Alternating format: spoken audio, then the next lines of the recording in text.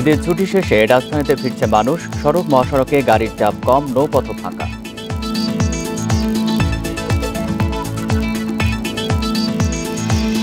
ঢাকার 2 সিটিতে রাতের মধ্যে বেশিরভাগ বর্জ্য অপসারণ কাজ করছে 21,000 পরিচ্ছন্নতা কর্মী।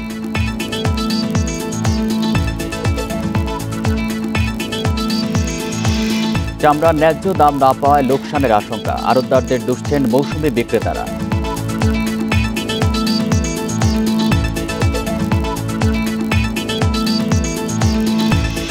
করোনায় বন্ধ পর্যটন, অর্থকষ্টে জাফলং, রাতারপুর, বিছনাকান্দির 1,500 মাঝি।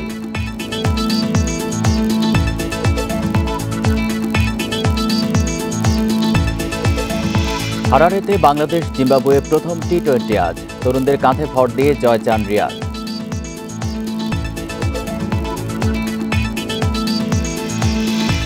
স্বাগত বিরতিহীন ইন্ডিপেন্ডেন্ট সংবাদে, আপনাদের সাথে আছি আমি আলী আশরাফ। শুনছিলেন শিরোনাম, যাব পুরো খবরে। ঈদের ছুটি শেষে ঢাকায় ফিরতে শুরু করেছে মানুষ, তবে ঘরমুখী যাত্রার মতো ফিরতি যাত্রায় সড়ক মহাসড়কে খুব একটা ভোগান্তি নেই। নৌপথেও যাত্রীর চাপ কম। রাজধানী কমলাপুর রেল স্টেশনেও সকাল থেকে রয়েছে যাত্রী চলাচল। এছাড়া ভোরে সদরঘাটে ঢাকায় ফেরা লঞ্চগুলোতে কিছুটা ভিড় থাকলেও অন্যান্য সময়ের তুলনায় তা একেবারেই কম বলছে লঞ্চ কর্তৃপক্ষ। তবে কোথাও মাস্ক ছাড়া অন্যান্য স্বাস্থ্যবিধি কার্যকরে কোনো উদ্যোগ দেখা যায়নি কর্তৃপক্ষের। এদিকে কাল থেকে আবারও 14 দিনের লকডাউন শুরুর ঘোষণা থাকায় অনেকেই আজ ঢাকা ছাড়ছেন। সকাল থেকে রাজধানী গাবতলী, মহাখালী সহ অন্যান্য টার্মিনালগুলোয় অনেককে নির্ধারিত বাসের জন্য অপেক্ষা করতে দেখা গেছে। লকডাউনে কর্মস্থলে ছুটি ও ঢাকায় কাজ না থাকার অজুহাতে বাড়ি ফিরছেন বলে জানান তারা। এদিকে টার্মিনালগুলো ঈদের আগের মতোই বাসগুলো নির্ধারিত সময়ে ঢাকায় পৌঁছাতে না পারায় ছাড়ছে দেরিতে।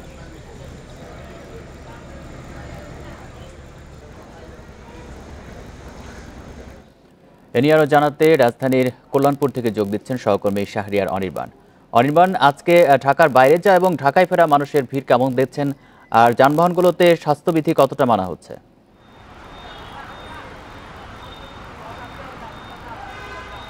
দেখুন, ঈদের পরের দিন আজকে ঢাকায় ফেরা মানুষের চাপ বলতে নেই, একেবারে চোখে পড়েনি আমার, কিন্তু ঢাকা ছাড়া মানুষের চাপ কিন্তু চোখে পড়েছে।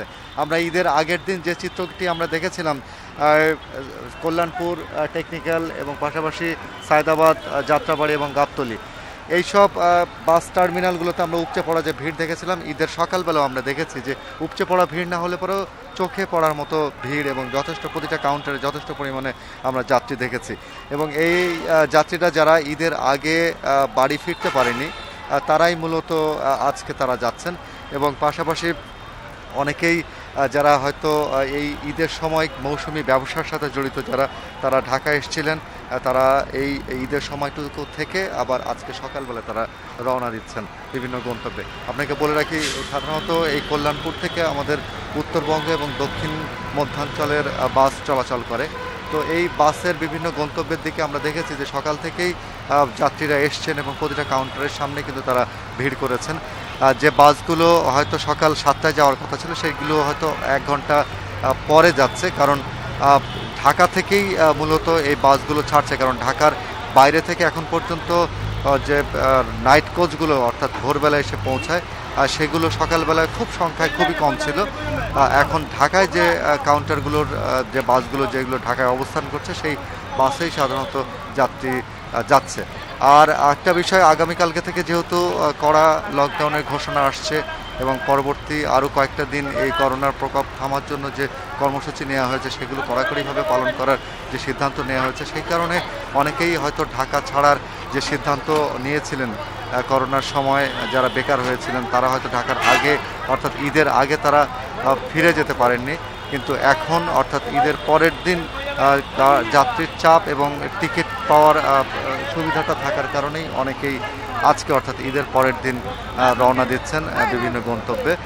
তবে বাসের ভাড়া কিন্তু আগের মতোই রয়েছে, অর্থাৎ ঈদের আগে আমরা যেটা দেখেছিলাম যে 60% ভাড়া বৃদ্ধি করা হয়েছে এবং 1 সিট ফাঁকা রেখেই যাত্রীদেরকে বসতে দেওয়া হয়েছে। আমরাও সেটা দেখেছি যে সিট যেসব দূরপাল্লার যে বাসগুলো রয়েছে সেই বাসগুলোতে 1 সিট ফাঁকা রেখেই যাত্রী তোলা হচ্ছে। এবং যেহেতু আজকে রাত পর্যন্ত অর্থাৎ সারাদিনই বাস চলবে এবং রাতেও বাস বিভিন্ন গন্তব্যে যাতায়াত করবে এবং এর কারণে কিন্তু বাস কাউন্টারগুলোর যে ব্যস্ততা সেই ব্যস্ততা কিন্তু ঈদের আগেও আমরা যেমন দেখেছি ঈদের পরেও আমরা ঠিক সেরকমই ব্যস্ততা দেখছি এবং পাশাপাশি যাত্রীদের যে চাপ সে চাপটা কিন্তু সময় যত গড়াচ্ছে অর্থাৎ আমরা ভোরবেলা অর্থাৎ সকাল 6টা-7টার দিকে যে চাপটি দেখেছিলাম অর্থাৎ এখন অর্থাৎ এই 9টা-10টার পর থেকে কিন্তু সেই চাপটি আরও বাড়ছে আমরা দেখছি। তো সারাদিন চাপ হয়তো আরও বাড়বে, যাত্রীর চাপ, কারণ অনেকেই ঢাকা ঈদের আগে যেতে পারেনি, তারা এখন এই অর্থাৎ ঈদের পরের এই সময়টায় যাত্রীর চাপ একটু কম থাকায় এবং টিকিট প্রাপ্তিটা খুব সহজ হওয়ার কারণেই অনেকে এখন ঢাকা ছাড়ছেন। এই ছিল আমার কাছে সর্বশেষ। কল্যাণপুর থেকে জানাচ্ছেন সহকর্মী শাহরিয়ার অনির্বাণ। রাতের মধ্যে প্রথম দিনে কোরবানির সব বর্জ্য অপসারণ হয়েছে বলে দাবি ঢাকা উত্তর ও দক্ষিণ সিটি কর্পোরেশনের। পূর্ব প্রতিশ্রুতি অনুযায়ী রাতেও মাঠে কাজ করে 2 সিটির 21,000 পরিচ্ছন্নতা কর্মী। এরই মধ্যে রাজধানীর প্রায় সব প্রধান সড়ক ও এর আশপাশের গলি পরিষ্কার দেখা যাচ্ছে। রাতে ভারী বৃষ্টির পর কমেছে দুর্গন্ধের প্রকোপও। বুধবার কোরবানির পর বেলা 12টা থেকে নগর পরিচ্ছন্নতার কাজ শুরু করে পরিচ্ছন্নতা কর্মীরা। এ সময় তাদের বর্জ্য সরিয়ে সেখানে পানি, ব্লিচিং পাউডার সহ তরল জীবাণুনাশক ছিটাতে দেখা যায়। কোরবানির আগে বর্জ্য ফেলার জন্য সিটি কর্পোরেশন থেকে ব্যাগ সরবরাহ করা হয় বলে জানায় কর্তৃপক্ষ। এদিকে রাজধানীর বিভিন্ন এলাকার বাসিন্দাদের ব্যক্তিগত উদ্যোগে কোরবানির পর বাসার সামনের সড়ক পরিষ্কার করতে দেখা যায়।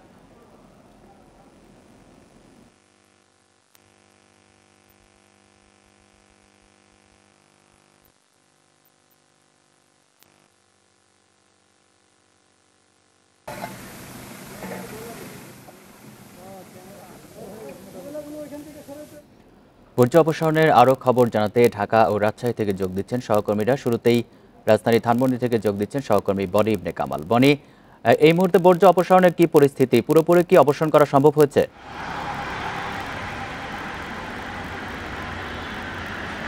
আমরা আসলে কালকে দুপুর 2টা থেকে কিন্তু দেখছিলাম যে রাজধানীর বিভিন্ন জায়গায় বর্জ্য অপসারণের যে কার্যক্রম সেটি চলছে। আপনি জানেন যে আজকে দুপুর 2টা পর্যন্ত কিন্তু একটি আলটিমেটাম দেওয়া হচ্ছে 2 মেয়রের পক্ষ থেকেই যে 24 ঘন্টার মধ্যে তারা কোরবানির যে বর্জ্য রয়েছে সেগুলো অপসারণ করবে। আমরা সকাল থেকে আসলে রাজধানীর বিভিন্ন জায়গাগুলো ঘুরে দেখছিলাম যে আসলে কোথায় কী অবস্থা। সব জায়গাতে কিন্তু আমরা এখন পর্যন্ত আমাদের নজর আসলে বর্জ্য রাস্তায় পড়ে আছে বা জমে আছে এমন চিত্র কিন্তু পড়েনি।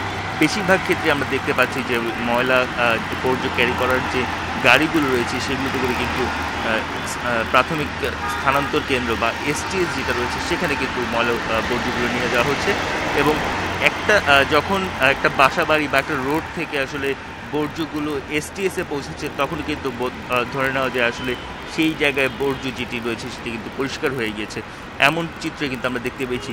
সার্বিকভাবে 2 সিটি কর্পোরেশনের মধ্যে আমরা আসলে বিভিন্ন জায়গাগুলো ঘুরেছি, সেই জায়গাগুলোতে কিন্তু এরকম একটি সৌন্দর্য চোখে পড়েছে। আপনি জানেন যে আসলে কোরবানির ঈদ কিন্তু 3 দিন পর্যন্ত পশু কোরবানি দেওয়া যায়। সেই ক্ষেত্রে আজকেও রাজধানীর বেশ কিছু জায়গায় বেশ কোথাও কিন্তু এই কোরবানির কাজটা সম্পন্ন হবে। সেই ক্ষেত্রে কিন্তু আজকেও আসলে কিছুটা বর্জ্য উৎপাদন হবে, আগামীকালকেও বর্জ্য উৎপাদন হবে। যদিও এই আজকে এবং আগামীকালকের যে বর্জ্যটা উৎপাদন হবে বা বর্জ্যটা তৈরি হবে সেটাকে আসলে সাধারণ যে বর্জ্য ব্যবস্থাপনা তার মধ্যেই ধরতে চেয়েছেন 2 মেয়র। মূলত ঈদের দিনটিকে কেন্দ্র করেই কিন্তু এই বর্জ্য ব্যবস্থাপনা সাজানো হয়েছে। 2 সিটি কর্পোরেশনের প্রায় 21,000-এর বেশি কর্মী কিন্তু এই বর্জ্য ব্যবস্থাপনার সাথে এবার জড়িত রয়েছে এবং সরাসরি যুক্ত রয়েছে। এবং আপনি জানেন যে ঢাকা দক্ষিণ সিটি কর্পোরেশনের অধীনে কিন্তু একটি কন্ট্রোল রুম খোলা হয়েছে এবং সেখানেও অনেক মানুষই কিন্তু আসলে ফোন করে জানিয়েছেন তার এলাকায় এখনও বর্জ্য অপসারণ হয়নি।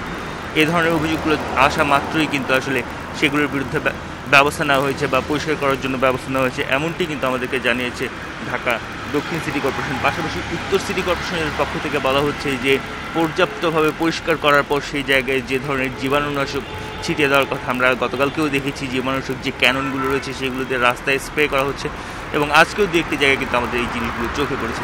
সার্বিকভাবে এখন পর্যন্ত আসলে 2 সিটি কর্পোরেশনের এই বর্জ্য অপসারণের যে কার্যক্রম সেটি চলমান আছে এবং এই বর্জ্যের কারণে রাজধানীবাসীর যে ভোগান্তি হয় এবার কিন্তু এখন পর্যন্ত সেটা সেভাবে চোখে পড়ছে না আমাদের।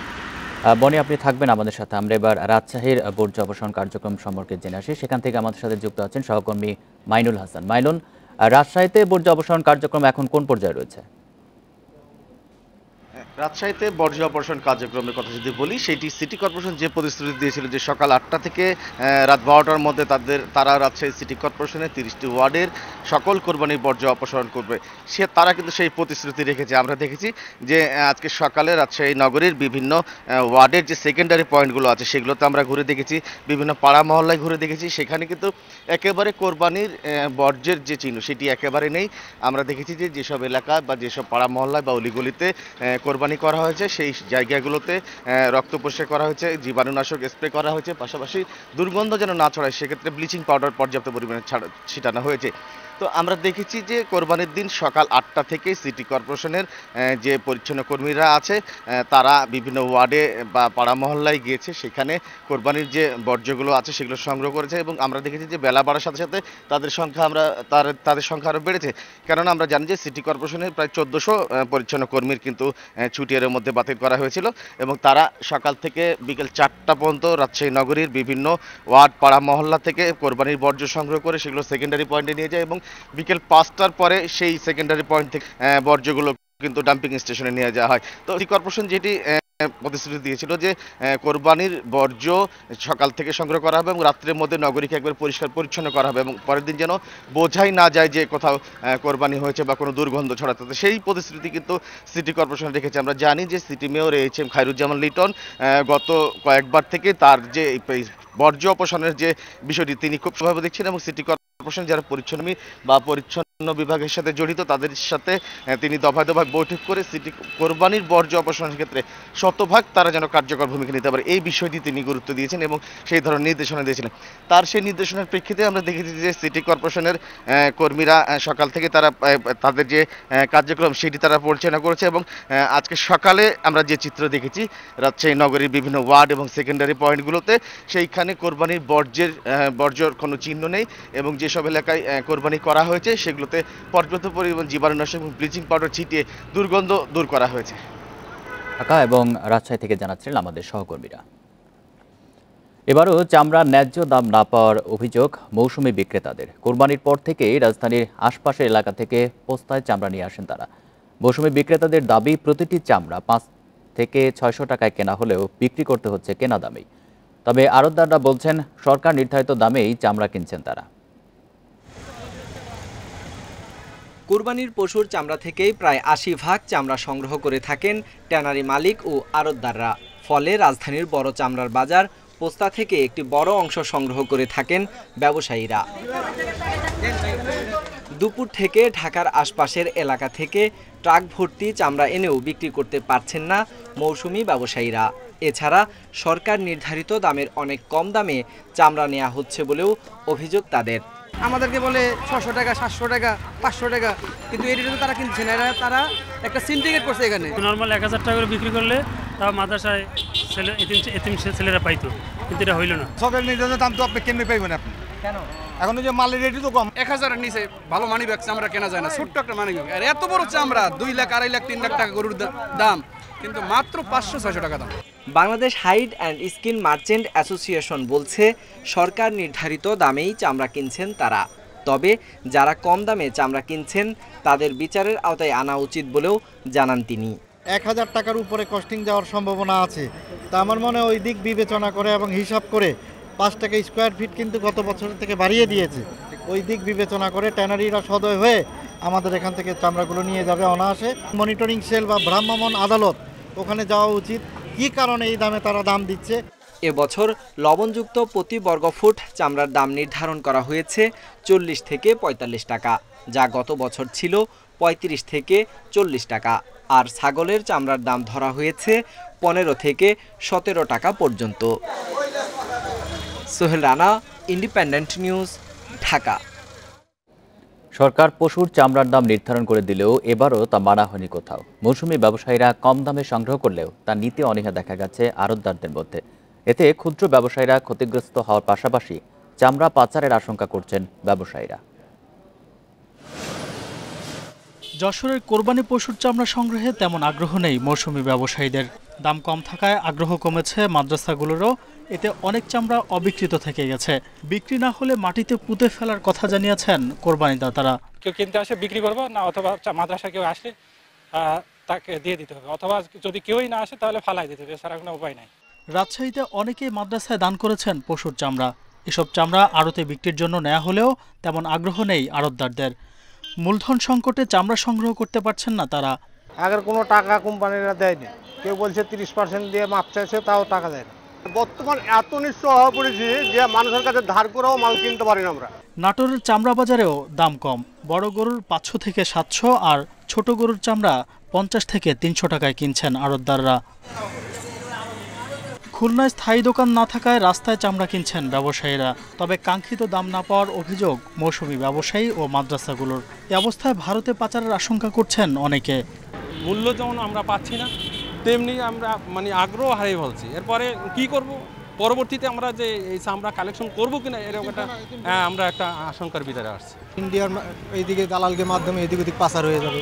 তবে বগুড়ার বাজার কিছুটা ভালো। বড় গরুর চামড়া বিক্রি হচ্ছে 800 টাকা আর খাসির চামড়া 700 টাকায়। তবে গাভী ও বকরির চামড়া কিনছেন না কেউ। এছাড়া লক্ষ্মীপুর, বেনাপোল সহ বিভিন্ন জেলায় চামড়ার দাম নিয়ে হতাশ মৌসুমি ব্যবসায়ীরা। এছাড়া বিপুল সংখ্যক চামড়া জমা হওয়ায় বিপাকে পড়েছেন এতিমখানা ও মাদ্রাসা কর্তৃপক্ষ। Abu Noman, independent news desk.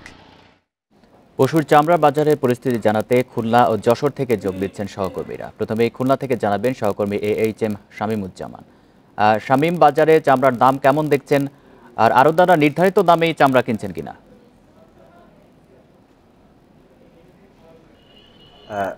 বাজারে যে চামড়ার দাম আছে, চামড়ার দাম কিন্তু সরকারিভাবে যে দাম নির্ধারণ করা হয়েছে সে দাম নিয়ে ব্যবসায়ীদের মধ্যে সন্তোষ আছে। ব্যবসায়ীরা কিন্তু আসলে খুশি হয়েছেন। আর সবচেয়ে বড় কথা, খুলনার যে বাজারের চিত্র, চামড়ার বাজারের যে চিত্র, সে চামড়ার বাজারের চিত্র কিন্তু আসলেই খুবই করুণ অবস্থায় আছে। আমি এই মুহূর্তে অবস্থান করছি খুলনার চামড়া পট্টিতে। আমরা কিন্তু অন্য দিন কিন্তু আসলে অন্য বছর আমরা দেখেছি এই জায়গা কিন্তু আসলে প্রচুর ভিড় থাকে, মানুষের চামড়া ব্যবসায়ীরা থাকেন এবং কেনা বেচার জন্য যেমন ক্রেতারা থাকেন তেমন কিন্তু বিক্রেতারা থাকেন। কিন্তু এই বছর কিন্তু চিত্র সম্পূর্ণ ভিন্ন। এখানে কিন্তু এই মুহূর্তে মাত্র 2টি পশুর চামড়া রয়েছে আর একজন বিক্রেতা রয়েছেন। অর্থাৎ এই যে চামড়ার পট্টিতে কিন্তু এখনো সম্পূর্ণ ব্যবসায়ী শূন্য। এখানে কিন্তু যে ব্যবসায়ীরা ছিলেন সে ব্যবসায়ীরা গত বছর থেকে কিন্তু এখান থেকে ব্যবসা উঠিয়ে নিয়েছেন এবং উঠিয়ে নিয়ে নগরের বিভিন্ন স্থানে ছিন্ন বিচ্ছিন্নভাবেই তারা ব্যবসা করছেন। অর্থাৎ খুলনার যে চামড়ার যে বাজার বলি বা মোকাম বলি, সেই মোকাম বলতে বা বাজার বলতে কিন্তু স্থায়ীভাবে কিন্তু এই মুহূর্তে খুলনাতে চামড়া ব্যবসায়ীদের কিছুই নাই। অর্থাৎ খুলনার চামড়া ব্যবসায়ীরা কিন্তু এখন ঠিকানা ভিন্ন।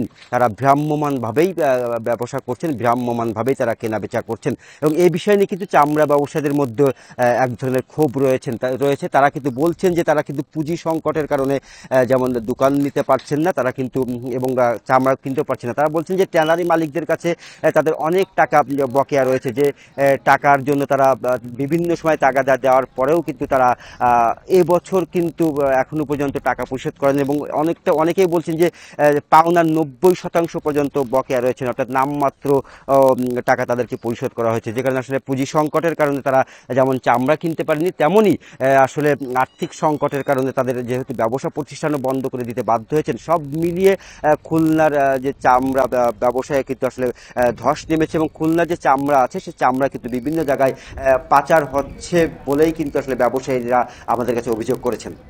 শামীম, আপনি থাকবেন আমাদের সাথে। এবারে যশোর থেকে আমাদের সাথে যোগ দিচ্ছেন সহকর্মী জিয়াউল হক। যশোরে চামড়ার বাজারের পরিস্থিতি কেমন দেখছেন? খুলনা থেকে শামীমুজ্জামান যেমনটি বলছিলেন, যশোরের পরিস্থিতি কিন্তু ঠিক একই রকম। আপনি জানেন যে দক্ষিণাঞ্চলের সবচেয়ে বড় হাট চামড়ার, সেটি কিন্তু যশোরের রাজারহাটে অবস্থিত।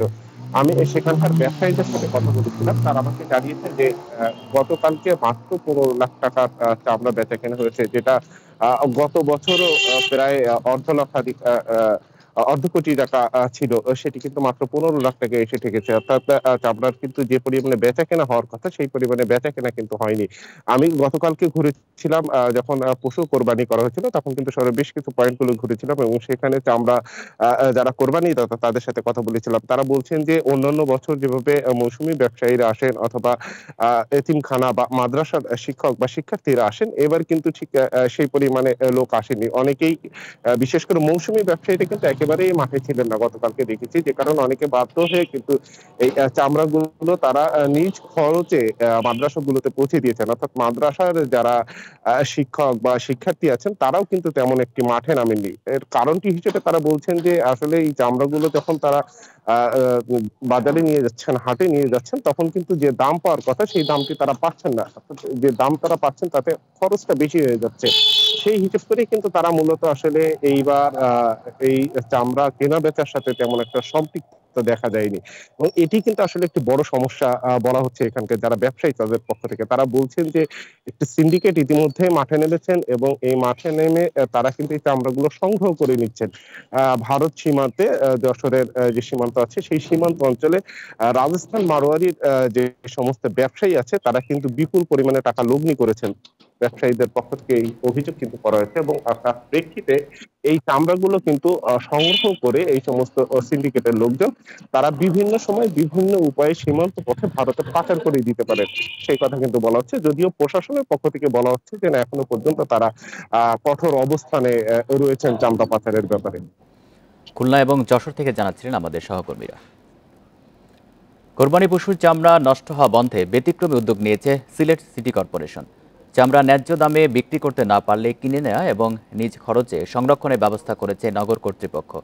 এমন উদ্যোগকে সাধুবাদ জানিয়েছেন ব্যবসায়ীরা। সিলেট নগরীতে কোরবানিকে ঘিরে পশুর চামড়া পাওয়া যায় প্রায় 50,000। তবে ঢাকার ব্যবসায়ীদের কারণে সিলেটেও সিন্ডিকেট হওয়ায় ক্ষতিগ্রস্ত হতো ক্ষুদ্র ও মৌসুমি ব্যবসায়ীরা। গত কয়েক বছরে হাজার হাজার চামড়া ফেলে দিয়েছে তারা। এতে আর্থিক ক্ষতির পাশাপাশি নষ্ট হয়েছে জাতীয় সম্পদটি। এবছরও প্রান্তিক বিক্রেতারা চামড়া নিয়ে দাম পাচ্ছেন না বললেও পাইকারি ক্রেতারা বলছেন ন্যায্য মূল্যেই চামড়া ক্রয় বিক্রয় করা হচ্ছে। কোম্পানি পয়সা দিচ্ছে না, এই ব্যবসায়ী ঢাকাতেই হুদ্দা আইছে। হুদ্দা চামড়ার কত লইব 100, 150, 200। গত বছর 100 টাকা, 150 টাকা, 50 টাকা চামড়া বেচছে। এই বছর 200-র নিচে চামড়া বিকতেছে না, 200, 300, 400। এদিকে চামড়ার এই সিন্ডিকেট ভাঙতে এবং চামড়া নষ্ট হওয়া থেকে বাঁচাতে প্রথমবারের মতো উদ্যোগ নিয়েছে সিসিক। নগরীর যত্রতত্র চামড়ার হাট বসতে না দিয়ে পাড়াইর চক এলাকায় অস্থায়ী চামড়া কেনা বেচার ব্যবস্থা করেছে। পাশাপাশি কেউ বিক্রি করতে না পারলে তা কিনবে সিটি কর্পোরেশন। আর চামড়াগুলো নিজ খরচে সংরক্ষণও করছে সিটি কর্পোরেশন কর্তৃপক্ষ। যদি কেউ বিক্রি করতে না পারে, চামড়া থেকে যায়, সেক্ষেত্রেও সিলেট সিটি কর্পোরেশন আগায় আসবে এবং চামড়া প্রসেসিং করার জন্য যা যা প্রয়োজন সব কিছুই এখানে রয়েছে।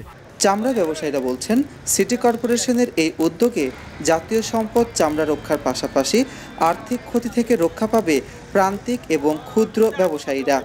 জাতীয় সম্পদ রক্ষার জন্য একটি যে উদ্যোগ নিয়েছেন, সেজন্য আমি ব্যবসায়ী হিসাবে বা এই দেশের একজন নাগরিক হিসাবে ওনাকে ধন্যবাদ জানাচ্ছি। প্রথমবারের মতো এমন উদ্যোগে ব্যাপক সাড়া পাচ্ছে সিটি কর্পোরেশন। ভবিষ্যতে ব্যাপকভাবে পদক্ষেপ গ্রহণ করলে বাঁচবে জাতীয় সম্পদ চামড়া আর পরিচ্ছন্ন থাকবে সিলেট নগরী। মাধব কর্মকার, ইন্ডিপেন্ডেন্ট নিউজ, সিলেট। দেখছেন বিরতিহীন সংবাদ। সংবাদে আরও যা থাকছে। রাজধানীর বিভিন্ন স্থানে জমজমাট কোরবানির মাংসের বাজার সংগ্রহ করে বিক্রি করেন নিম্নবিত্তরা।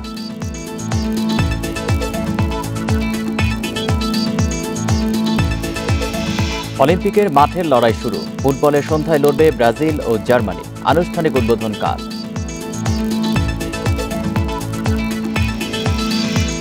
করোনার কারণে এবারও অনাড়ম্বরভাবে ঈদ উদযাপন করেছেন রাষ্ট্রপতি, প্রধানমন্ত্রী, জাতীয় সংসদের স্পিকার ও প্রধান বিচারপতি। পরিবারের সদস্যদের সঙ্গেই তাদের সাদামাটা ঈদ। তবে দেশবাসীকে ঈদের শুভেচ্ছা জানিয়ে তারা স্বাস্থ্যবিধি মেনে চলার আহ্বান জানিয়েছেন। সকাল 8:30টায় বঙ্গভবনের হলওয়েতে ঈদুল আজহার নামাজ আদায় করেন রাষ্ট্রপতি মোহাম্মদ আব্দুল হামিদ। এ সময় স্বাস্থ্যবিধি মেনে সীমিত পরিসরে তার সঙ্গে জামাতে অংশ নেন পরিবারের সদস্য, বঙ্গভবনের কর্মকর্তা কর্মচারীরা। নামাজ শেষে মোনাজাতে দেশ ও জাতির কল্যাণ কামনা করেন রাষ্ট্রপতি। পরে শুভেচ্ছা বক্তব্যে অগ্রাধিকার ভিত্তিতে দেশের সব নাগরিকের জন্য টিকাদান নিশ্চিত করতে সবার সহযোগিতার উপর জোর দেন রাষ্ট্রপতি। সরকার অগ্রাধিকার ভিত্তিতে দেশের সকল নাগরিকের জন্য টিকাদান নিশ্চিত করতে বদ্ধপরিকর। তাই এই কর্মসূচিকে সফল করতে সরকারের পাশাপাশি দলমত নির্বিশেষে সকলকে সহযোগিতার হাত বাড়িয়ে দিতে হবে। টিকা কর্মসূচির সাফল্যের মধ্য দিয়ে চলমান করোনা সংকট থেকে দেশবাসী মুক্ত হবে বলে প্রত্যয় জানান রাষ্ট্রপতি। রাতের আধার শেষেই ঝলমল রোদের আলোতে ভরে ওঠে পৃথিবী। করোনার অমানিসা আদারও সহসাই কেটে যাবে ইনশাল্লাহ। কিন্তু এর জন্য দরকার সকলকে যথাযথভাবে স্বাস্থ্যবিধি মেনে চলা, অর্থাৎ সঠিকভাবে মাস্ক পরা, সাবান দিয়ে হাত ধোয়া, স্যানিটাইজার ব্যবহার করা এবং সামাজিক দূরত্ব মেনে চলা। প্রতিদিনের মতো ফজরের নামাজ আদায় করে গণভবনে দিন শুরু হয় প্রধানমন্ত্রী শেখ হাসিনার। সাধারণের সঙ্গে শুভেচ্ছা বিনিময়ের আয়োজন না থাকায় প্রধানমন্ত্রী হিসেবে চিরাচরিত ব্যস্ততা এবারও নেই তার। কাজেই পরিবারের সদস্যদের সঙ্গেই আছেন শেখ হাসিনা। তবে নিবিড় পর্যবেক্ষণে রেখেছেন দেশের সার্বিক করোনা পরিস্থিতি। দেশবাসীকে ঈদুল আজহার শুভেচ্ছা জানিয়ে স্বাস্থ্যবিধি মেনে চলার কথা আবারও মনে করিয়ে দেন প্রধানমন্ত্রী। বরাবরের মতো সকালে কর্মকর্তাদের মাধ্যমে রাজধানীতে যুদ্ধাহত বীর মুক্তিযোদ্ধাদের শুভেচ্ছা ও উপহার সামগ্রী পাঠান বঙ্গবন্ধু কন্যা। জাতীয় সংসদের স্পিকার ডক্টর শিরিন শারমিন চৌধুরী ও প্রধান বিচারপতি সৈয়দ মাহমুদ হোসেনও ঈদে আছেন পরিবারের সদস্যদের সঙ্গেই। শাহাদাত স্বপন, ইন্ডিপেন্ডেন্ট নিউজ, ঢাকা। রাজধানীতে অনলাইনে পশু কোরবানির সেবা দিচ্ছে কয়েকটি প্রতিষ্ঠান। অর্ডার করলে হাট থেকে পশু কিনে জবাই করে মাংস প্রক্রিয়া করে বাসায় পৌঁছে দিচ্ছে তারা। এই সুবিধার জন্য গরুর প্রতিভাগ 20 থেকে 29,000 টাকা নিচ্ছে প্রতিষ্ঠানগুলো। ঝুঁকি ও ঝামেলা এড়াতে ঢাকাবাসী অনেকেই এই সেবা নিয়েছে এবার। দেখে মনে হচ্ছে একটি মহল্লার সব মানুষ একসাথে কোরবানি দিচ্ছে। আসলে অনলাইনে অর্ডার নেয়া কোরবানির মাংস প্রক্রিয়াজাত করা হচ্ছে এখানে, পরে প্যাকেট করে পাঠানো হচ্ছে গ্রাহকদের কাছে। চাইলে পশু জবাইয়ের সময় উপস্থিত থাকা যাবে। একটি গরু যারা একা কোরবানি দিতে পারেন না তাদের জন্য বেঙ্গল মিট ভাগে কোরবানির ব্যবস্থা করেছে। প্রতি ভাগের জন্য কমপক্ষে 20,000 টাকা খরচ, আর অর্ডার করতে হয়েছে কোরবানির 2 দিন আগে। খাসি প্রতি ওনারা লাইভ কেজি ওনারা ধরেছেন 575 টাকা করে। একটা স্লটিং চার্জ আছে 2499 ঈদের দিনের জন্য। তো আমার খাসির ছিল 18.7 কেজি। তো ওটা লাইভ ওয়েট করে যেটা আসে এবং স্লটিং চার্জ মিলে আমরা তো আগে প্রিপেয়ার করে দিয়েছি এবং ওনারা ওনাদের নিজস্ব পরিবহন ব্যবস্থা এটা ডেলিভারি করে দিচ্ছে। বাট আমি এখানে আসি দেখার জন্য। তাদের আরেকটা সার্ভিস ছিল খুবই ফ্যান্টাস্টিক, যেটা কুকিং সার্ভিস। সো এখানে আমরা পার কেজি মাংস তারা স্পেশাল শাহি রান্না করে দিচ্ছে। আর মোহনা মেগা কিচেন যারা, ওদের খাবার আমি আগেও খেয়েছি। সো ওদের খাবার অনেক হাইজিন মেনটেন করে খুব স্বল্প সময়ের ভিতরে খুব ভালোভাবে ওনারা খাবারগুলো পরিবেশন করে থাকে। এরকম 5টি প্রতিষ্ঠান অনলাইনে কোরবানির সেবা দিচ্ছে। যৌথভাবে হাংরি নাকি ও মোহনা কিচেন শুধু খাসি ও ছাগল কোরবানির ব্যবস্থা করেছে। শুধু কোরবানি নয়, সার্ভিস চার্জের বিনিময়ে মাংস রান্না করে পৌঁছেও দিচ্ছেন এরা। কাস্টমারদেরকে টোটাল সলিউশনটা দেওয়ার চেষ্টা করতেছে। এখানে কুরবানি করা হচ্ছে সটারিং করে, সেটা কাস্টমার যদি চাচ্ছে যে রান্না করে নেওয়ার জন্য, এবং আমরা কন্ট্যাক্টলেসভাবে পুরো রান্নাটা মেশিনে করে 100% যত হাইজিন মেনটেন করে করা যায় সেটা করে আমরা কাস্টমারের কাছে পৌঁছে দিচ্ছি। এসব প্রতিষ্ঠানের মাধ্যমে পশু কোরবানির পর বর্জ্য ব্যবস্থাপনাও সুষ্ঠু হয়। শহরের ব্যস্ত মানুষের কাছে অনলাইন কোরবানি সেবা জনপ্রিয় হয়ে উঠবে বলে আশা করছে উদ্যোক্তারা। রিশাদ হুদা, ইন্ডিপেন্ডেন্ট নিউজ, ঢাকা। প্রতি বছরের মতো এবারও জমে উঠেছে রাজধানীর বিভিন্ন স্থানে কোরবানির মাংসের বাজার। দরিদ্র মানুষেরা বিভিন্ন জায়গা থেকে সংগ্রহ করে বিক্রি করে মাংস। এছাড়া পশু কোরবানির কাজ করে পাওয়া মাংসও বিক্রি করেন অনেকে। আর যারা কোরবানি দিতে পারেনি তারা মাংস কেনার জন্য ভিড় করেন এই বাজারে। ঈদের সময় পশু কোরবানির কাজ করতে দেশের বিভিন্ন জায়গা থেকে ঢাকায় আসেন অনেকে। পশু জবাই ও কাটার জন্য টাকা ছাড়াও পান মাংস। এগুলো বিক্রি করেন অস্থায়ী মাংসের বাজারে। এছাড়া দরিদ্র মানুষেরাও মাংস বিক্রি করেন এখানে। গরু বানাইছি, খাইতে দিছে, মাংস তো অনেক দূরে বাসা আমাদের, এগুলো নিয়ে যেতে সমস্যা, নষ্ট হয়ে যাবে, এই জন্য এখানে বিক্রি করে দিই। গরু কাটছি, গরু কাটে দিয়ে নিয়ে আসছি, বাসা তো অতখানি তো লাগানো তো আর সম্ভব না, তাই এখানে বেঁচে যেতেছে। মিরপুর কারওয়ান বাজার, মহাখালী সহ রাজধানীর বিভিন্ন স্থানে বসে এই মাংসের বাজার। কুরবানি দিতে পারেন নাই এমন ব্যক্তিরাই এখান থেকে মাংস কেনেন। কুরবানি আমাদের বাড়িতে দিয়েছে, ঢাকা থেকে আমি যাই না, ঝামেলা পুরো ভিড়াভিড়ি বাড়িতে যাওয়া হয় না। এখানে চাইছি যে বউ আছে এখানে আছে, কিছু মাংস কিনে নিয়ে তাদেরকে খাওয়াই। আমরা তো কুরবানি দিয়ে পারি নাই, এই জন্য কিনলাম কত মাংস। মাংসের নির্ধারিত কোনো দাম না থাকলেও বিক্রি হচ্ছে মানভেদে 400 থেকে 500 টাকা কেজি দরে। অনেকের অভিযোগ দাম বেশি। ভাবছি যে কম দামে মাংস পাবো, এখানে দেখি যে প্রচুর দাম, যে মাংসের দাম চাইছে 3 কেজি মাংস 3000 টাকা চাইতেছে আর কি। মানে এত পরিমাণ দাম চাইতেছে, মানে বাজার সে দাম বেশি চাইতেছে এখন। ব্যাগের মধ্যে 5 কেজি আছে মনে করো আনলিমিটেড, ও চাইতেছিল 6000। এটার দাম কম কি, যদি কই মাইবেন চাও মাইবেন না। কলিতে কিনছি মানে প্যাকেজ 800 টাকা, এই 800 টাকা 2 কেজি একটু কম হবে। বিকেলে দাম বেশি থাকলেও সন্ধ্যায় এ বাজারে মাংসের দাম কিছুটা কমে আসে। সাদ্দাত হোসেন, ইন্ডিপেন্ডেন্ট নিউজ, ঢাকা।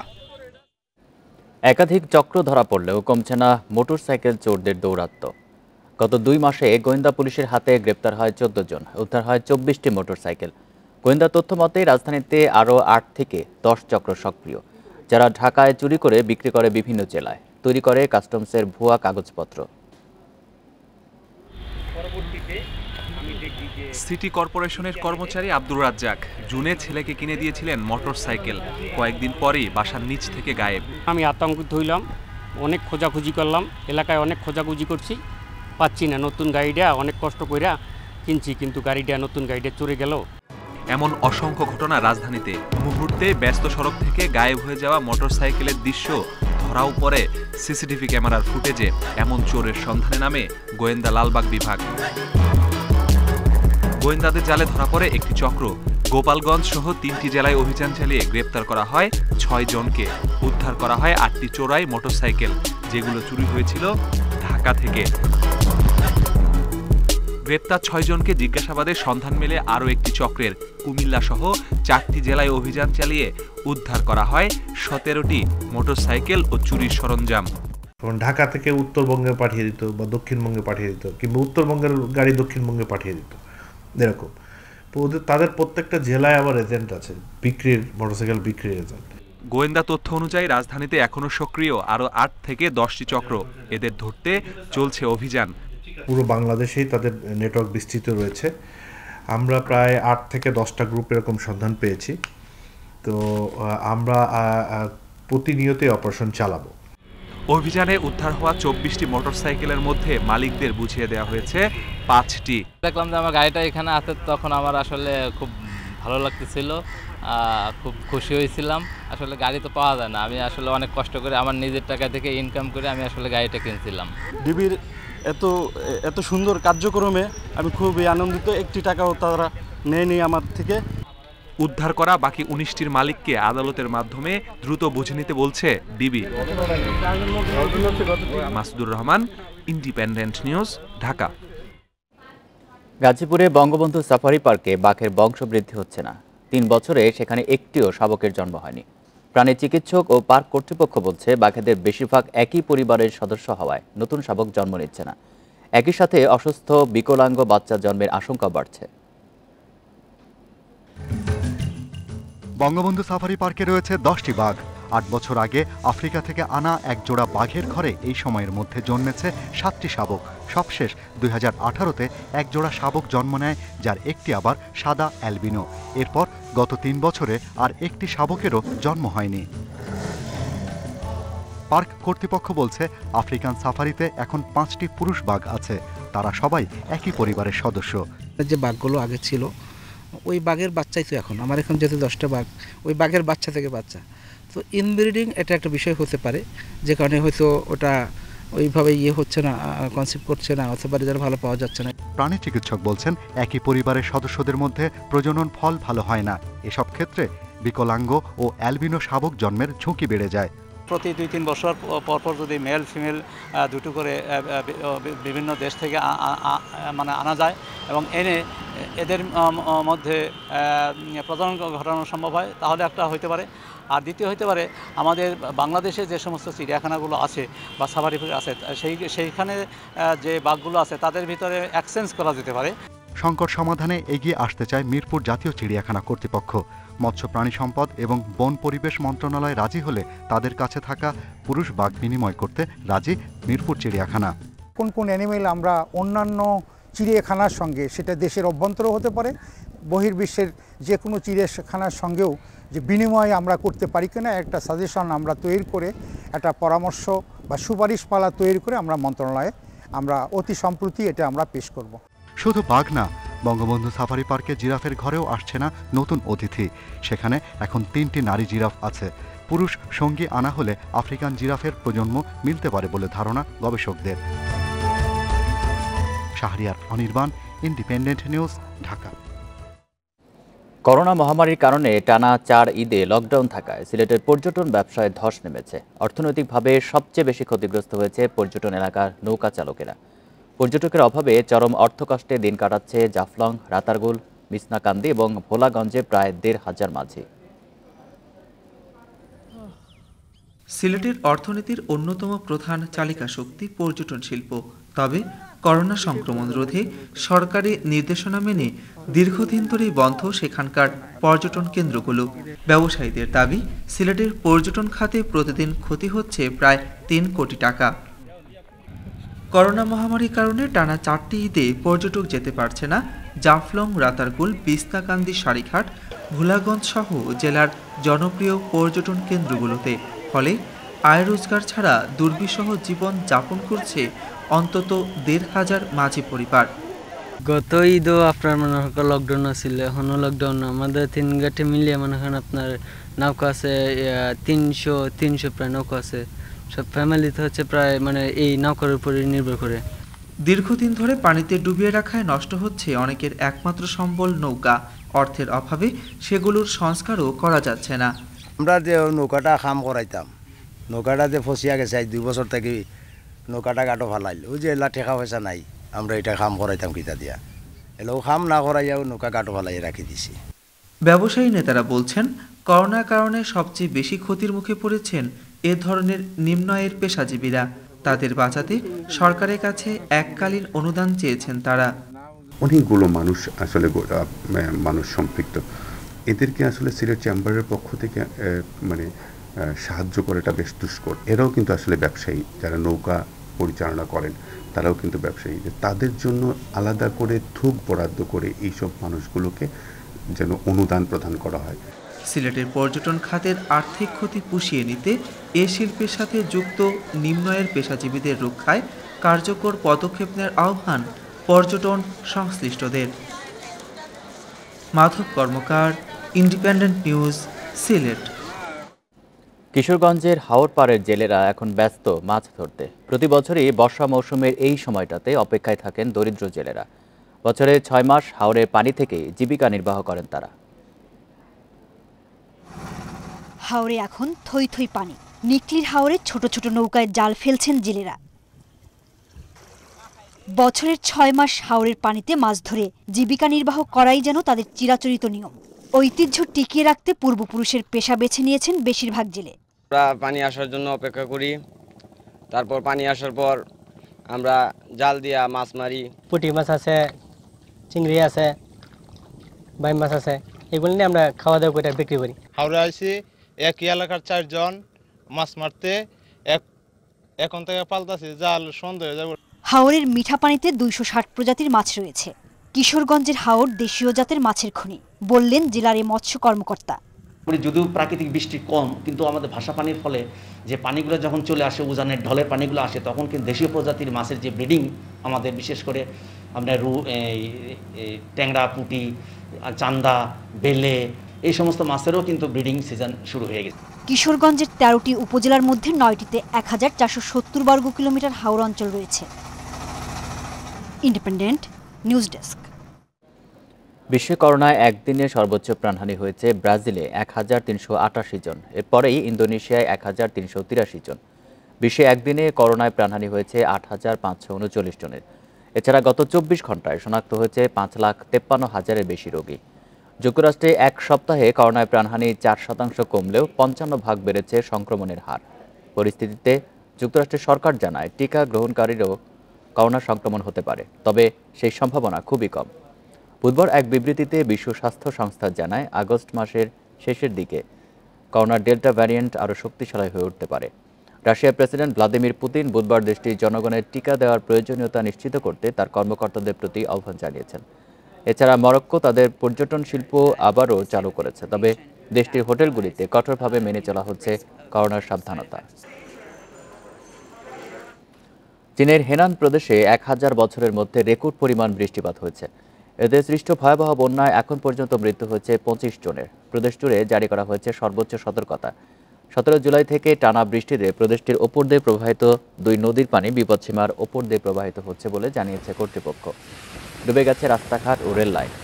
বন্যা দুর্গত এলাকা থেকে 10,000 বাসিন্দাকে নিরাপদ আশ্রয়ে সরিয়ে নেওয়া হয়েছে। উদ্ধার কাজে নিয়োজিত আছে 2700 দুর্যোগ ব্যবস্থাপনা কর্মী। বন্যায় এখন পর্যন্ত 9222 হেক্টর ফসলের জমি ক্ষতিগ্রস্ত হয়েছে বলে জানিয়েছে দেশটির কৃষি বিভাগ। এদিকে আগামী 3 দিন ভারী বৃষ্টির পূর্বাভাস দিয়েছে দেশটির আবহাওয়া বিভাগ। ভয়াবহ দাবানলে নাজেহাল কানাডা ব্রিটিশ কলম্বিয়া প্রদেশ। সতর্কতা স্বরূপ রাজ্য জুড়ে জরুরি অবস্থা জারি করা হয়েছে। দেশটির পশ্চিমাঞ্চলীয় প্রদেশটিতে প্রায় 300 দাবানল এখনও সক্রিয় রয়েছে। অবস্থার আরও অবনতি হতে পারে বলে আশঙ্কা করছে কর্তৃপক্ষ। প্রাদেশিক কর্মকর্তারা জানান, ব্রিটিশ কলম্বিয়া জুড়ে 299টি দাবানল সক্রিয় আছে। গত দুদিনে তাপদাহের কারণে 18টি দাবানল ছড়িয়ে পড়েছে। প্রদেশটির জননিরাপত্তা মন্ত্রী মাইক ফার্নওয়ার্থ একটি সংবাদ সম্মেলনে জানান, দাবানল নিয়ন্ত্রণে আনতে 3000-এর বেশি দুর্যোগ ব্যবস্থাপনা কর্মী এবং স্বেচ্ছাসেবী কাজ করছেন। আগামী কয়েকদিন দাবানল লোকালয়ে চলে আসার আশঙ্কায় সেখানকার বাসিন্দাদের নিরাপদ আশ্রয়ে সরে যাওয়ার নির্দেশ দেওয়া হয়েছে। এছাড়াও রাজ্য জুড়ে 14 দিনের জরুরি অবস্থা জারি থাকবে এবং পরিস্থিতির অবনতি হলে সময়সীমা বাড়ানো হবে বলে জানিয়েছেন তিনি। ফ্রান্সের প্রেসিডেন্ট ইমানুয়েল ম্যাক্রোর ফোনে আড়ি পাতার অভিযোগ উঠেছে মরক্কোর গোয়েন্দা সংস্থা স্পাইওয়ার পেগাসাসের বিরুদ্ধে। মঙ্গলবার এই অভিযোগ তোলে ফরাসি সংবাদপত্র লে মন্ডি। ফ্রান্স সরকার জানিয়েছে, যদি এই অভিযোগের সত্যতা মেলে তবে তারা এই বিষয়ে কঠোর পদক্ষেপ নেবে। তবে এক বিবৃতিতে এই অভিযোগকে ভিত্তিহীন ও মিথ্যা বলে অস্বীকার করেছে পেগাসাস স্পাইওয়্যার। লে মন্ডির খবরে বলা হয়েছে, প্রেসিডেন্ট ম্যাক্রো 2017 সাল থেকে যে ফোন নম্বর ব্যবহার করেন তা থেকে ফোন দেওয়ার জরুরি নম্বরগুলো পেগাসাস স্পাইওয়্যারের তালিকাভুক্ত রয়েছে। পেগাসাসের বিরুদ্ধে অভিযোগ এসেছে ভারত, মেক্সিকো, মরক্কো, সৌদি আরব, বাহরাইন সহ আরও বিভিন্ন দেশের নেতাদের ওপর আড়ি পাতায়। বিশ্বের সবচেয়ে দ্রুতগতির ট্রেন চালু করতে যাচ্ছে চীন। এর গতিবেগ হবে ঘন্টায় 600 কিলোমিটার। নিজস্ব প্রযুক্তিতে তৈরি এই যানের নাম দেওয়া হয়েছে ম্যাগলেভ বুলেট ট্রেন। এটি উদ্বোধন হলে বিশ্বের দ্রুতগামী স্থলযানের স্বীকৃতি পাবে বলে আশা প্রকল্প কর্মকর্তাদের। লাইন স্পর্শ না করে তড়িৎ চুম্বকীয় শক্তিতে চলবে ট্রেন, থাকবে সম্পূর্ণ ভাসমান অবস্থায়। নিজেদের তৈরি এই ট্রেনকে বিশ্বের সবচেয়ে দ্রুতগামী বলে দাবি করছে চীন। বেইজিং বলছে এই ট্রেন ঘন্টায় 600 কিলোমিটার গতিতে চলতে সক্ষম। বেইজিং থেকে সাংহাই এই 1000 কিলোমিটারেরও বেশি পথ এটি পাড়ি দেবে মাত্র 2.5 ঘন্টায়, যেখানে উড়োজাহাজের সময় লাগে 3 ঘন্টা। অন্যান্য দ্রুতগতির ট্রেনগুলো ঘন্টায় সর্বোচ্চ 350 কিলোমিটার বেগে চলতে সক্ষম। আমাদের ট্রেনটির গতি এর প্রায় দ্বিগুণ। এটি পুরোপুরি নিরাপদ, লাইনচ্যুত হওয়ার কোনো সম্ভাবনা নেই। তবে ম্যাগলেভ ট্রেন চালানোর মতো উপযুক্ত লাইন এখনো গড়ে তুলতে পারেনি চীন। এরই মধ্যে বেশ কয়েকটি শহরে এ নিয়ে গবেষণা চলছে। 2016 সালে অক্টোবরে ব্যয়বহুল এই প্রকল্পে হাত দিয়েছিল চীন। এখন তা নিয়ে ভাবছে জাপান, জার্মানি সহ বেশ কয়েকটি দেশ। আশরাফ শুভ, ইন্ডিপেন্ডেন্ট নিউজ। সন্ধান মিলেছে হাঙ্গরের সুপার হাইওয়ের। প্রশান্ত মহাসাগরের গভীরে 700 কিলোমিটার বিস্তৃত এক সুপার হাইওয়ে আবিষ্কার করেছে বিজ্ঞানীরা। মূলত খাবারের সন্ধানে এই পথ ব্যবহার করে থাকে সামুদ্রিক নানা প্রাণী। তবে সম্প্রতি মাছ শিকারে জাহাজের জালে আটকা পড়ে মারা পড়ছে প্রচুর হাঙর ও কচ্ছপ। প্রশান্ত মহাসাগরের গভীরে সামুদ্রিক প্রাণীর চলাচলের প্রায় 700 কিলোমিটার একটি সুপার হাইওয়ের সন্ধান পেয়েছেন গবেষকরা। সামুদ্রিক কচ্ছপ, তিমি, হাঙর ও হ্যামারহেড হাঙর এই পথ ব্যবহার করে চলাচল করে থাকে।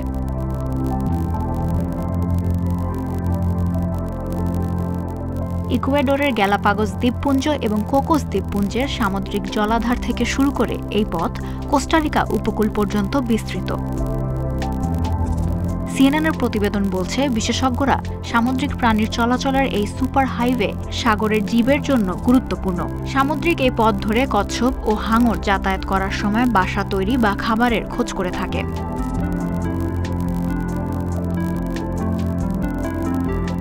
গবেষকরা বলছেন সমুদ্রে ল্যান্ডমার্কের মতো কাজ করা এই পাহাড়গুলো মাছেদের ন্যাভিগেশনের জন্য গুরুত্বপূর্ণ। লাভায় তৈরি এসব পাহাড় বৈদ্যুতিক তরঙ্গ নির্গত করে, যা কাজে লাগিয়ে সামুদ্রিক কচ্ছপ ও হ্যামারহেড হাঙর নিজেদের অবস্থান নির্ধারণ করে থাকে। এসব পাহাড় সামুদ্রিক প্রাণীর স্থান বদলের সময় খাবার ও বিশ্রামের জায়গা হিসেবে কাজ করে।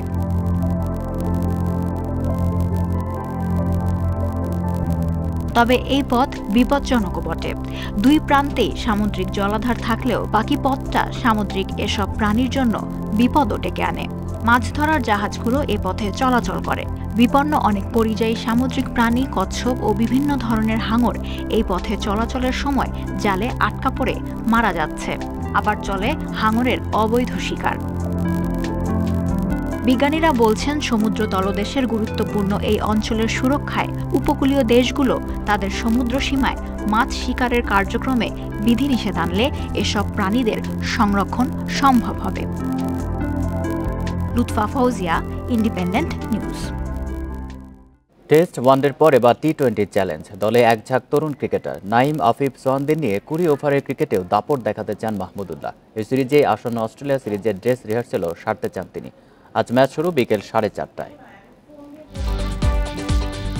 সিরিজ প্রায় শেষের পথে, টাইগারদের মুখে চওড়া হাসি।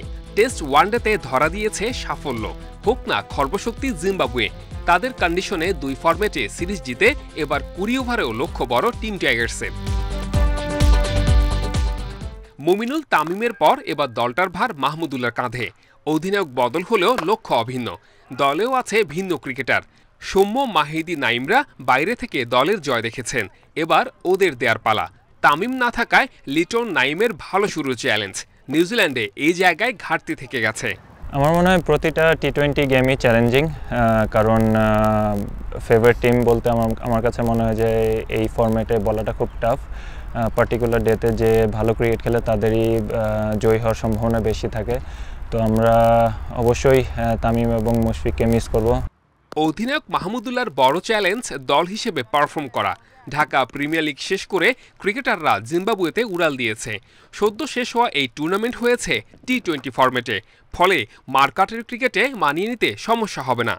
টি-20 ওয়ার্ল্ড কাপের আগে 16টা আমাদের ম্যাচ খেলার সম্ভাবনা আছে, কিন্তু এই মুহূর্তে আমার কাছে মনে হয় যে আমাদের প্রেজেন্টে থাকাটা ইম্পর্টেন্ট। অবশ্যই বাকি সিরিজগুলো আমাদের নজর রাখতে হবে, বাট অ্যাট দ্য মোমেন্ট আমরা শুধু ফোকাস করছি কালকের ম্যাচটার উপর, যেন আমরা ভালো ক্রিকেট খেলতে পারি এবং আমরা যেন জয়ী হতে পারি। জিম্বাবুয়েতে সাফল্যের উপর নির্ভর করছে অনেক কিছু। আগস্টে অস্ট্রেলিয়ার সাথে 5 ম্যাচের টি-20 সিরিজ। তার আগে জিম্বাবুয়েতে 3-0 সিরিজ জিতে আসতে পারলে ঘরের মাঠে এগিয়ে থেকে নামবে মাহমুদুল্লাহ দল। সংক্ষিপ্ত ফরম্যাট বলে ভুল থেকে শিক্ষা নেয়ার সময় কম, তাই সতীর্থদের সতর্ক থেকে শতভাগ দেওয়ার তাগিদ অধিনায়কের। Saiful Majumdar, Independent News. ওডিআইতে সাফল্যের পর টি-20 সিরিজে খুব বেশি পরীক্ষায় যেতে চাইবে না টাইগার ম্যানেজমেন্ট। পরীক্ষিত তামিম, মুশফিকের অনুপস্থিতিতে নিজেকে প্রমাণের সুযোগ আফিফ, নাইমদের। উইকেটের ধরন অনুযায়ী একাদশে গুরুত্ব পাবেন পেসাররা। ওয়ানডে সিরিজে দুর্দান্ত খেলা সাকিবকে সামলাতে ভিন্ন কিছু ভাববে জিম্বাবুয়ে। অন্যভাবে দেখলে এই টি-20 এক বিশেষ যাত্রার প্রথম স্টেশন। হারারে থেকে প্রায় 10,000 কিলোমিটার দূরত্বের সংযুক্ত আরব আমিরাত। মরুর বুকে অপেক্ষমান এক্সপ্রেসের নাম টি-20 বিশ্বকাপ। সে যাত্রা শুরুর আগে হাতে থাকা 2.5 মাসে সব মিলিয়ে প্রায় 16টি টি-20 ম্যাচ খেলবে টাইগাররা। বিশ্বকাপের দলটা কেমন হবে নিশ্চিতভাবে হারারে থেকেই পর্যবেক্ষণের কাজ শুরু করে দেবেন নির্বাচকেরা। শুধু নির্বাচকেরা কেন, পুরো দেশ তাকিয়ে থাকবে পারফরম্যান্সের দিকে। জানা আছে ক্রিকেটারদের তামিমের চোট আশীর্বাদ হয়ে যেতে পারে তরুণদের জন্য, কিন্তু তার জন্য চাই জোরালো উপস্থিতি। নতুন বলের সুযোগ নিশ্চিতভাবে কাজে লাগাতে চাইবেন নাইম, লিটন দাস। মিডল অর্ডারে চাহিদা মেটাবেন পরীক্ষিত সাকিব, রিয়াদ। স্লগ ওভারের দায়িত্ব নওজোয়ানদের কাঁধে। মাহিদি যদি ঢুকে যান একাদশে, পেছাবে শামিমের অভিষেক। হারারের শুষ্ক কন্ডিশনের চাহিদা 4 পেসারের নিচে কিচ্ছু মানবে না। দিনের মাঝামাঝি ম্যাচ শুরু হওয়া মানে শুষ্ক কন্ডিশনে পেসারদের স্কোপ কমে যাওয়া, ভোরের আর্দ্রতা বৃথা যাওয়া মানে রানের উৎসমুখ খুলে যাওয়া। ওডিআই সিরিজের পরিসংখ্যান বলছে যথেষ্ট বৈচিত্র্য না থাকলে জীবন কঠিন হয়ে যাবে পেসারদের। মাধবেরে এবং রাজাকে নিয়ে তাই খুব বেশি স্বপ্ন দেখা কঠিন। সব্যসাচী সাকিবের কথা তবে আলাদা। ওডিআই সিরিজে ফায়দা তুলে নিয়েছেন বুদ্ধিমত্তা আর বৈচিত্র্যে। টি-20তে হয়তো নামবেন আরও ধারালো হয়ে। সাকিবের ছন্দে ফেরা মানে প্রতিপক্ষের সর্বনাশ এতদিনে নিশ্চয়ই জানা হয়ে গেছে সবার। জহিরুল ইসলাম, ইন্ডিপেন্ডেন্ট নিউজ। গত 10 বছর ধরে বাংলাদেশে ঈদ পালন করছেন, তবে এবারের ঈদটা বিশেষ কিছু এলিটা কিংসলের জন্য। নাগরিকত্ব পাওয়ার পর বাংলাদেশি নাগরিক হিসেবে প্রথম ঈদ উদযাপন করেছেন পরিবারের সাথে, তবে স্বপ্ন এখনো পুরো হয়নি। লাল সবুজের জার্সি গায়ে মাঠে নামতে পারলে দেবেন সামর্থ্যের পুরোটা প্রতিশ্রুতি এই ফরওয়ার্ডের। আমি এলিটা কিংসলে। জন্মভূমি নাইজেরিয়া। 2011 পর থেকে কর্মসূত্রে দ্বিতীয়বারই বাংলাদেশ। সময়ের পরিক্রমায় দৃঢ় হয়েছে সংযোগ। গেল মার্চে পেয়েছেন বাংলাদেশের নাগরিকত্ব, জুনে হাতে এসেছে লাল সবুজ পাসপোর্ট। মাঠে দুর্ধর্ষ ফরওয়ার্ড, বাইরে বুঁদ হয়ে আছেন লাল সবুজের ভালোবাসায়। মুগ্ধতা শ্যামলই দেশের আন্তরিকতা আতিথেয়তায়। বন্ধন আরও দৃঢ় হয়েছে বাংলাদেশি কন্যা লিজা জাফরের সৌজন্যে। এবারের ঈদ আমার জন্য আসলে বিশেষ কিছু। 2012 থেকে আমি বাংলাদেশে ঈদ পালন করে আসছি একজন নাইজেরিয়ান নাগরিক হিসেবে, কিন্তু এবার আমার পরিচয় পাল্টেছে। এখন আমি বাংলাদেশের একজন নাগরিক। পরিবারের সাথে এর আগে ঈদ পালন করলেও এবারের অনুভূতি আলাদা। দেশের সচেতন একজন নাগরিক হিসেবে দাঁড়াতে চান অসহায় মানুষদের পাশে। প্রথমবারের মতো আমি নিজেই পরিবারের জন্য গরু কিনেছি। ঈদুল আজহা আমাদের শিক্ষা দেয় আত্মত্যাগ ও মূল্যবোধের। কে কত টাকা দিয়ে গরু কিনলো সেটা বিষয় না, অসহায় যারা তাদের প্রয়োজনে পাশে দাঁড়ানোই গুরুত্বপূর্ণ।